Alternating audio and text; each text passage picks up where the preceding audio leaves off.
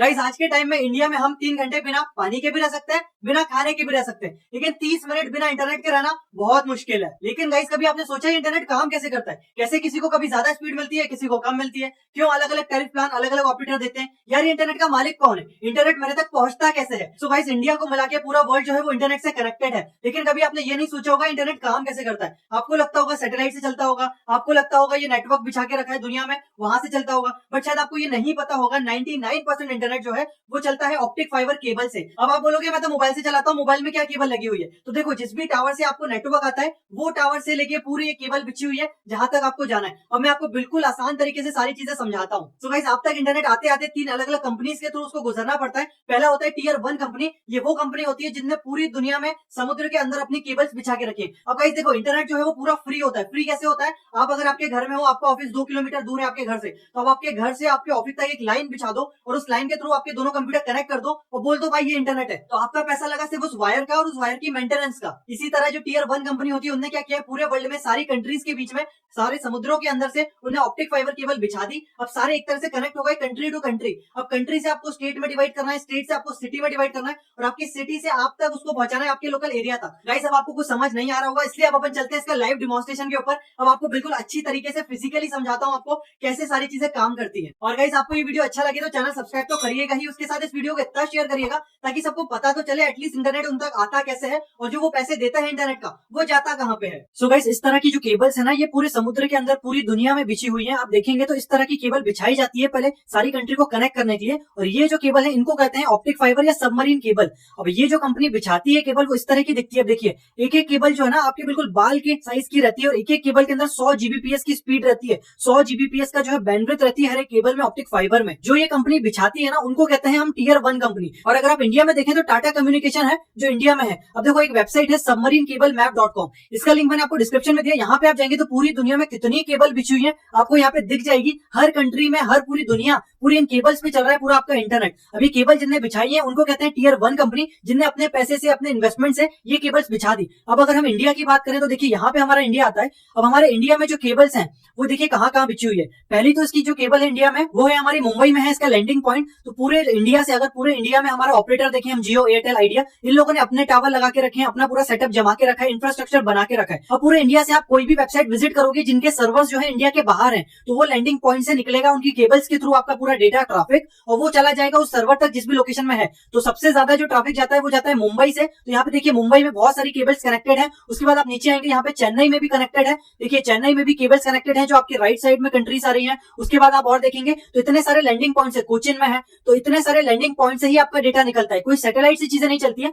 Reliance Jio Airtel idea ये लेके आपके मुंबई से निकाल देगा आपका डेटा, कोचिंग से निकाल देगा जहां पे जिसके सर्वर है। अब देखो रिलायंस जियो की बात करें ना तो रिलायंस जियो ने खुद की अपनी सबमरीन केबल्स बिछा के रखी है एशिया, अफ्रीका और यूरोप के बीच में। तो इसमें इनके पास 40 टेराबाइट की कैपेसिटी मिल गई है। इसलिए रिलायंस जियो आपको फ्री में नेट दे देता है क्योंकि एक बार का उसका इन्वेस्टमेंट हो चुका है। और अगर एशिया, अफ्रीका और यूरोप की कंट्रीज में आप जाते हैं, आपका ट्रैफिक लेके आप वेबसाइट विजिट करते हैं इन कंट्रीज से, तो ऑटोमेटिकली वो उनकी केबल से निकाल देते हैं, तो उनका कोई पैसा नहीं लगता है। अब देखो जो टियर 1 कंपनी है इनने तो अपना बिछा दिया, इनका कोई पैसा नहीं लगता, एक दूसरे से इनने पूरा वर्ल्ड जो है वो कनेक्ट कर दिया ताकि एक इंटरनेट की शुरुआत हो गई। इतनी सारी केबल्स बिछ गई। अब होता क्या है ना कि ये जो केबल्स हैं ये टूटती है फूटती है क्योंकि समुद्र के अंदर है, 25 साल से ज्यादा इनकी लाइफ नहीं रहती है। तो मान लो किसी शार्क ने उसको खा लिया या कुछ हो गया, टूट गई, ब्रेक हो गई, तो उसको हमको बैकअप चाहिए। तो बैकअप के लिए बहुत सारी केबल्स बिछा के रखते हैं लोग और ये मेंटेनेंस भी करते हैं। तो इनके पास कोई पैसा नहीं लगता, इंटरनेट पूरा फ्री है, बस इनको कनेक्ट करने का पैसा लगा है। तो अब जो टियर 2 कंपनीज होती है वो बोलती है आप इंडिया तक तो ले आए सारी चीजें, अब हमें इंडिया से डायरेक्ट दे दो ताकि हम इंडिया से हमारा पूरा सेटअप जमा ले और हम लोगों से पैसा ले और आपको थोड़ा बहुत पैसा दे दें। तो पर जीबी के हिसाब से इन लोगों को पैसा मिल जाता है टियर 1 कंपनीज को,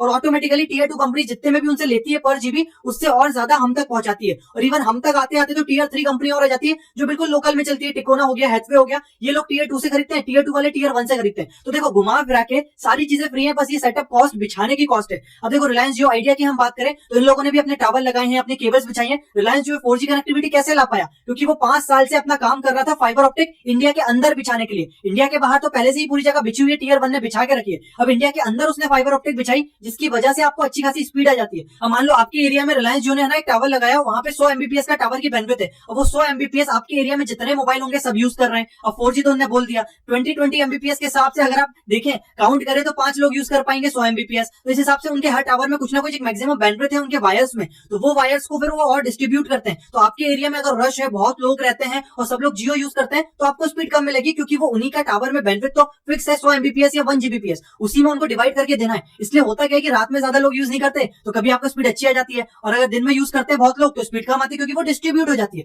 घुमा फिरा के उनको पहुंचाना तो आपका डेटा ट्रैफिक यहाँ से ही है, इनके वायर से ही है। अब एक बात और मैं आपको बताऊं कि जैसे इंडिया में आप देखो, आप यहाँ पे तो बोलोगे, मान लो आपने इंडिया से विजिट किया google.com, तो गूगल का सर्वर इंडिया में तो नहीं है, बाहर है, तो ट्रैफिक यहाँ के थ्रू निकल जाएगा बाहर तक। लेकिन इंडिया में अगर आप यूज करते हैं flipkart.com है, amazon.com है, तो बोलते यह है कि अगर आपकी इंडियन ऑडियंस है और आप अगर वेबसाइट बना रहे हो तो आप इंडिया का सर्वर लो, ताकि ये सबमरीन केबल से इतना लंबा घूमना ना पड़े, इंडिया में ही हम पूरा ट्रैफिक घुमा दे और आपको जल्दी से कनेक्टिविटी मिल जाए। तो अगर आप इंडिया टू इंडिया किसी सर्वर को कनेक्ट करते हैं, फ्लिपकार्ट को, अमेजोन को, इन सब ने इंडिया में बैंगलोर में सर्वर्स बना के रखे, तो ऑटोमेटिकली जिस भी सिटी से होंगे ऑटोमेटिकली बैंगलोर वाले सर्वर में कनेक्ट हो जाओगे, तो ये सबमरीन तक आपका डेटा गया ही नहीं। लेकिन अगर आप प्रॉक्सी यूज करोगे तो प्रॉक्सी लेके जाएगी आपको पहले यूएसए, फिर यूएसए से वापस लाएगी इंडिया, इसलिए बोलते हैं प्रॉक्सी में जो है वो स्पीड कम हो जाती है। अब देखो इंडिया में एक निक्सी बनाया हुआ है, न्यूट्रल इंटरनेट एक्सचेंज। इसमें क्या है कि जो इंडिया के सर्वर्स हैं, इंडिया में जितने ऑपरेटर हैं, जितने आईएसपी हैं, इंटरनेट सर्विस प्रोवाइडर, उन सबको मिला के एक चीज बना दी गई निक्सी करके। अब इसमें होगा ये कि इंडिया में अगर ट्रैफिक घुमाना है तो क्यों हम बाहर की कंट्रीज में उसको कनेक्ट करें, बाहर की सबमरीन केबल्स में उसका ट्रैफिक ले जाएं।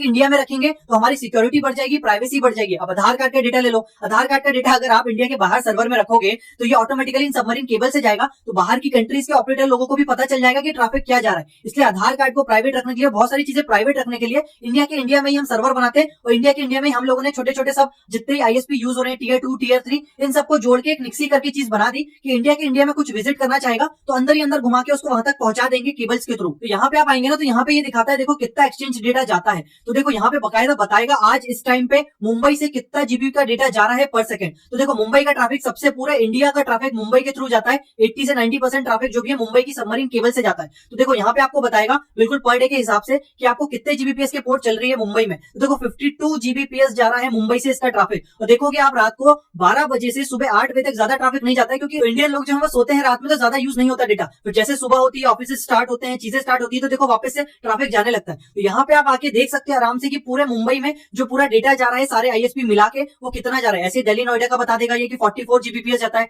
चेन्नई से 52 जाता है, कोलकाता से 40 एमबीपीएस के आसपास स्पीड जा रही है। तो इस हिसाब से पता चलता है कि जो पूरा इंटरनेट का ट्रैफिक है हमारे पूरे देश का, वो मुंबई से अगर जा रहा है तो इतनी यहाँ से जा रहा है, दिल्ली से जा रहा है तो यहाँ से जा रहा है। तो होता क्या है, कभी कभी अगर केबल बंद हो जाती है तो स्पीड भी कट जाती है, क्योंकि सबमरीन केबल्स कट गई। अब ये केबल्स कट गई, इंटरनेट तो इन्हीं के थ्रू जा रहा था, तो बैकअप्स बना के रखते हैं अलग अलग। मान लो मुंबई से जो चीज जानी थी वो कोचिंग से भिजवा देंगे, लेकिन कोचिंग से जो रूट मिलेगा उनको वहां तक जाने का यूएसए तक, वो हो सकता है कि और कहीं से घूम फिर के रूट जाए, और अब शायद मुंबई से डायरेक्ट कनेक्टिविटी हो यूएसए की, तो ट्रैफिक जल्दी चला जाए। तो ये सारी चीजें होती है, ये सारी चीजें मैनेज करना पड़ता है, सब कुछ सॉफ्टवेयर से मैनेज होता है। आपको कुछ नहीं करना है, आपको तो बस इंटरनेट यूज करना है, आपको आईपी एड्रेस प्रोवाइड कर दी जाएगी इंडिया में, और आपका ट्रैफिक कैसे ना कैसे करके घुमा फिरा के पहुंचा देंगे पूरी दुनिया के किसी भी सर्वर पे जहां पे सर्वर लिस्टेड है। तो इंटरनेट जो है वो है तो पूरा फ्री, कॉस्ट आती है मेंटेनेंस की, कनेक्टिविटी की, और आप तक वो इंफ्रास्ट्रक्चर पहुंचाने की। अब मैं आपको बताता हूँ, कोई आप विजिट करते हैं कोई वेबसाइट, तो जो आपका ट्रैफिक है वो कहां से जाता है। तो गाइस देखिए, मैंने एक कमांड प्रॉम्प्ट खोल लिया। यहाँ पे अगर आप विंडोज का पीसी यूज करते हैं तो एक कमांड होता है ट्रेस RT, उसके आगे जिस भी डोमेन का नाम लिखेंगे उसकी आईपी रिजॉल्व हो जाएगी। और अब ये जो है ये पूरा बताएगा कि आपके घर से लेके google.com के सर्वर तक कितनी जगह बीच बीच में कनेक्शन बना, और ये कनेक्शन आपको बताएगा। अपन इसकी आईपी निकाल के देखेंगे। तो गाइस ये पूरी प्रोसेस कंप्लीट हो गई। तो गूगल की जो आईपी एड्रेस है वो ये है, यहाँ तक हमको जाना है हमारे घर से। तो ये जो आईपी है ये मेरे मॉडेम की है, मतलब पहले कंप्यूटर से मेरे मॉडेम तक गया। उसके बाद अब इस आईपी की मैं आपको लोकेशन दिखाऊं तो देखिए यहाँ पे इस आईपी की लोकेशन आ रही है भोपाल, मतलब उसके बाद ये भोपाल वाले एयरटेल के सर्वर से गया। उसके बाद अब इस आईपी की अपन लोकेशन देखते हैं। अब देखिए 182 वाली जो आईपी है ये आ रही है दिल्ली की, तो ये उसके बाद मेरे भोपाल से सीधा गया इसका ट्रैफिक दिल्ली पे, और दिल्ली का ये एयरटेल का सर्वर ही बता रहा है, भारतीय एयरटेल लिमिटेड। इसके बाद अब अपन ये वाली आईपी देखते हैं, ये कहाँ की आईपी है। तो ये इससे पता चलेगा हमको कि दिल्ली के बाद जो है वो ये ट्रैफिक कहाँ पे गया। ये डायरेक्टली कैलिफोर्निया चले गया यूएसए में। तो मे भी एयरटेल और गूगल के बीच में डायरेक्ट कोई कनेक्शन होगा दिल्ली के थ्रू, जिसके थ्रू ये पूरा कनेक्शन चला गया। दिल्ली के बाद जो है ये कैलिफोर्निया के बाद देखते हैं कहाँ जाता है कनेक्शन। उसके बाद वाली आप आईपी यहाँ पे डालेंगे तो आपको पता चलेगा कि कैलिफोर्निया के बाद ये जो कनेक्शन है ये कैलिफोर्निया में गूगल के दूसरे सर्वर पे गया। उसके बाद हम वापस से एक और कनेक्शन देखेंगे, एक और आईपी एड्रेस हमें मिला है, वो कहाँ का है वो भी मुझे लग रहा है वहीं का होगा, अंदर ही अंदर उनके सर्वर्स हैं उसी जगह। तो ये जो है ये भी कैलिफोर्निया का है। तो अंदर ही अंदर 3-4 सर्वर में घुमा ट्रैफिक और डायरेक्टली फिर गूगल के सर्वर तक पहुंच गया। तो ये प्रोसेस से आप पता लगा सकते हो कोई भी वेबसाइट जो है वो आपसे लेके उसके सर्वर के बीच में कहां से आपका ट्रैफिक गया, उससे आपको ये पता चल जाएगा कि कौन कौन सी लोकेशन के थ्रू गया। इसके बीच में अगर एयरटेल जो है वो टाटा से खरीद रहा होता कनेक्शन, या फिर अगर जियो से खरीद रहा होता, तो यहाँ पे आपको आईपी पे दिख जाता कि एयरटेल का ट्रैफिक जियो के थ्रू जा रहा है। तो आप समझ जाते कि जो एयरटेल है वो टियर 2 हो गई और जियो जो है वो टियर 1 हो गया, जहां पे उन्हें सबमरीन केबल बिछाई है। तो इसके थ्रू आप सारी प्रोसेस देख सकते हो। तो गाइस अगर आपको ये वीडियो अच्छा लगा तो प्लीज आप इसको लाइक करिए, वीडियो अच्छा नहीं लगा तो डिसलाइक करिए। So I hope you like this video. Thank you.